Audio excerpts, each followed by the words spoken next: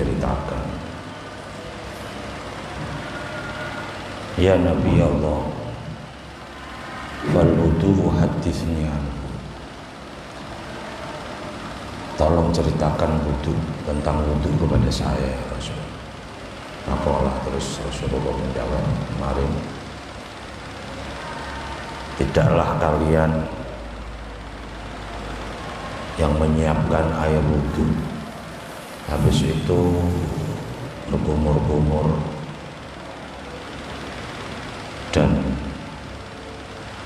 nyedot menghirup air dari hidung, kecuali dosa kita, dosa wajahnya orang wudu tadi, dosa mulutnya dan dosa hidungnya itu dikeluarkan oleh Allah Subhanahu wa Ta'ala. Terus ketika membasuh wajah, kama amarullah, seperti apa yang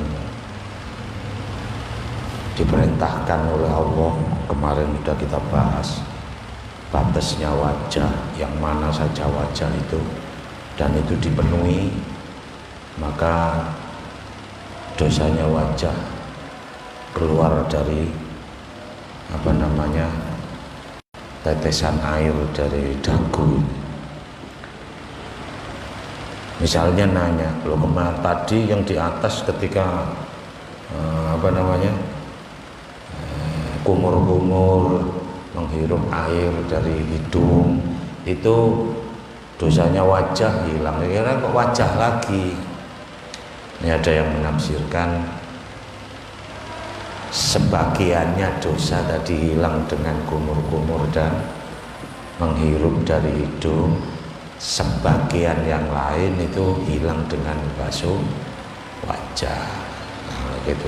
Jadi bersih, tidak ada sisanya, itu maksudnya. Kemudian dia membasuh kedua tangannya, maka dosa itu rontok dari dari jari-jarinya ini ikut jatuh bersama air. Terus sumayam sahurok sahu, kemudian dia ngusap kepala, maka rontoklah, jatuhlah, hilanglah dosa-dosa kepalanya dari pucuk, dari ujungnya rambut itu beserta air. Makanya ya, kalau ngusap itu yang agak banyak, yang rata gitu. Nah begitu ya. Yang rambutnya keribu, sunnah untuk dibalik ke depan. Nah itu. Yang rambutnya ngejos, ya sudah usah ke depan, sekali saja cukup. Nah, kalau sampai nuduh aja ngene-ngene tok, waduh, jalan keluarnya dosa kecil, cuma di sini aja. Dan diceritakan kemarin dulu pernah kita bahas bahwa anggota yang kena air wudu itu akan bersinar. Nah, zaman wudu ini telak sinari nanti gitu. Nah, kita kalau semuanya begini street, wah bersinar semua. Telinga rata, sampai pucuk itu. Akhirnya ya sing gilap ngene tok wis. Yang bersinar kok telingamu begitu? Iya, aku wudu biyen ngene tok. Nah, ya untung wudu gitu loh, untung wudu. Kemudian ketika dia membasuh dua kakinya sampai ka'bain itu mata kaki, maka dosa itu juga ikut rontok dari ujung jari kaki bersama air. Oh, diteruskan.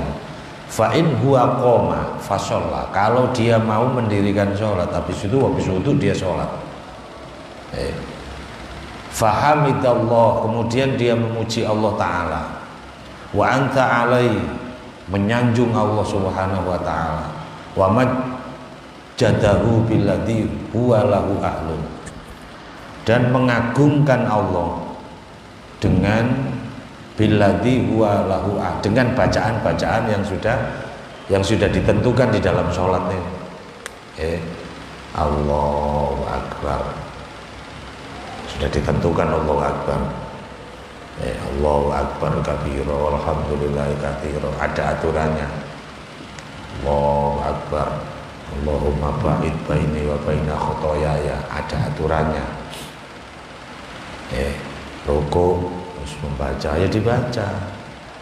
Makanya sebetulnya ya sholat ojo cepet-cepet cek ngocoi genah itu loh, supaya membacanya itu jelas. Nah begitu. Nah kalau tidak terbaca semua ya memang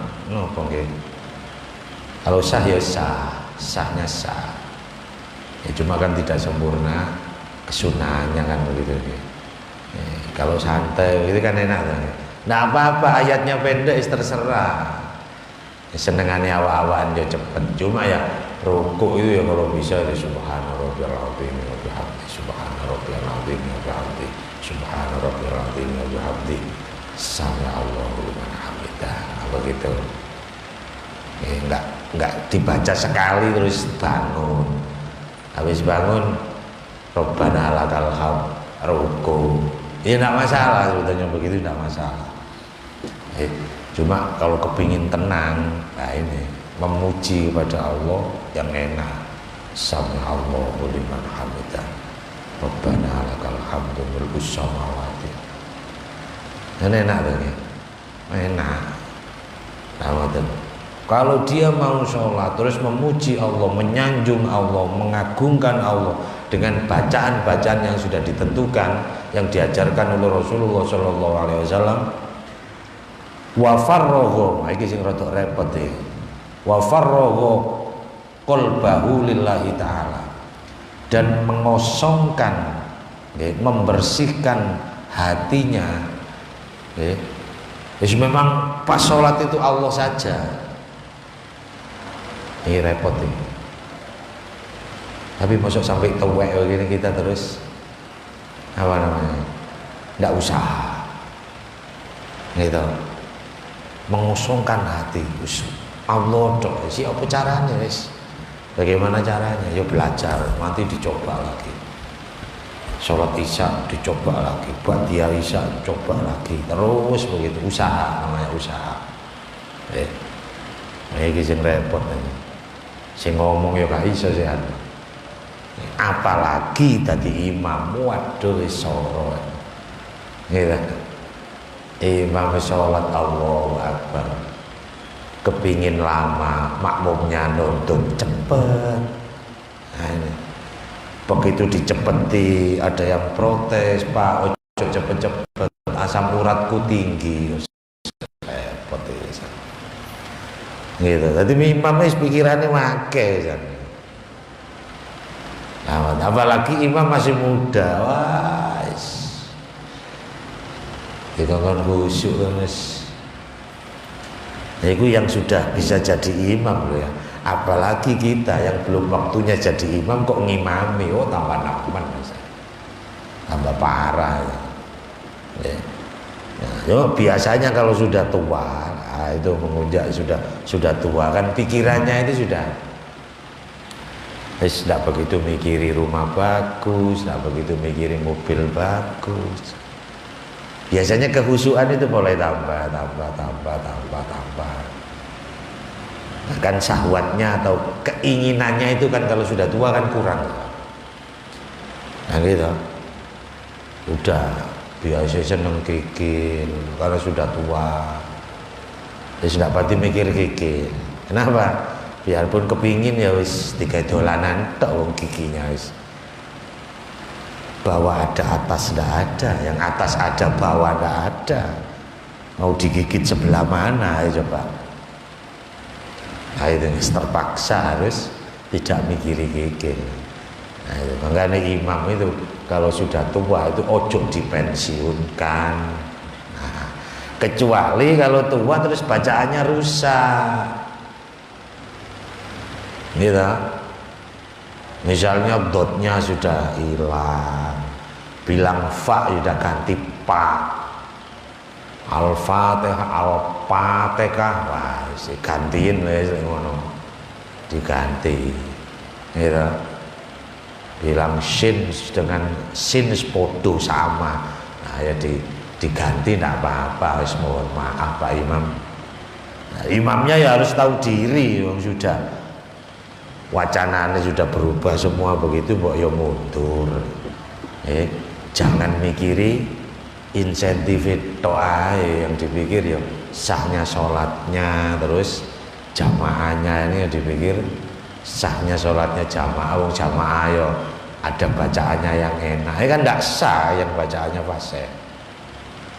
Nah itu, tapi selama masih bagus, biarpun suaranya sudah wah lagunya tidak kayak dulu ini, ya memang sebaiknya imam itu ya kalau ada yang sama pilih yang lebih tua, kan begitu tapi maksudnya sama itu bacaannya sama, apa ahli fikihnya sama, tajwidnya yo enak juga, lagunya yo lagu dia yo enak, lagunya ini yang enak. Bagaimana cara milihnya? Ya, yang lebih tua siapa? Nah itu kan kenapa? Karena yang lebih tua itu biasanya sudah lebih ikhlas. Umurnya sama ini Pak, kembar ini misalnya. Jadi lihat satunya kawin apa belum, satunya kawin, satunya belum. Yang kawin yang dipilih. Biasanya orang kawin itu agak tenang hatinya daripada yang nggak kawin itu mikirnya kan macam-macam kan ya. Nah itu sama Pak, sama-sama kawin, ya dipilih. Ada ndak yang istrinya satu atau dua? Ada Pak, sing dua di sini. Nah, maka kalau ada pencalonan imam silahkan sampean nyari istri supaya menang. Belum ngoten nggih, masyaallah, masyaallah. Niki sing repot, farrogo qalbahu lillahi taala. Membersihkan hati ini wis untuk Allah Subhanahu wa taala, masyaallah. Salat saja tidak sampai 5 menit loh, masyaallah, kok ingat sembarang kali ya. Nah itu kita coba Allahu Akbar, melenceng, luruskan lagi. Nah itu nih. Lo kalau begitu baru inlan sorofa min khotiati kayati yauma waladatu ummu. Baru bisa sholat itu kita habis wudhu sholat itu kita bersih seperti anak yang baru lahir. Nah itulah sekarang kita ini ya kalau anak baru lahir kan tidak dosa tuh, orang tidak berdosa biasanya ya enak lah semuanya untuk baik. Lah kita ini kok enggak, ya memang begitu sholat kita ini enggak tafarruh, enggak nopo, enggak mengosongkan hati khusus untuk Allah, ngoten kan boten. Nah makanya monggo kita berusaha. Kalau enggak dari sekarang kapan lagi? Ya. Besok wis lupa lagi wisan. Karena ngaji aja terus ingat itu Isya tak coba ya. Dan monggo ingat bahwa kemarin terakhir di dalam di dalam Irsyadul Ibad kemarin juga kita bahas gitu, bahwa yang dinilai, yang ditulis oleh malaikat tukang tulis, yang dinilai dalam sholat itu hanya yang kita ingat kepada Allah Subhanahu wa Ta'ala. Dalam 5 menit berapa detik kita ingat kalau kita ini sholat, ya itu yang ditulis. Allahu Akbar, kosong apa nih yang ditulis, tidak ada. Nah itu makanya sholat kita ini tidak apa namanya nih, bohong, wa nusuki wa mahyaya wa mamati lillahi rabbil alamin. Ya Allah, yes, untung moco itu aja, untung membaca inna sholati wa nusuki, sholatku ya Allah, ibadahku ya Allah. Ya memang kadang-kadang pas kita baca ya tidak ngerti, yang ngerti ketinggalan. Itu Allahu Akbar, imam sudah idza jaa nasrullahi wal fath, ya kan nututi baca itu. Ya tidak boleh, sudah harus Fatihah sudah yang dibaca. Masya Allah. Nah ini monggo diingat.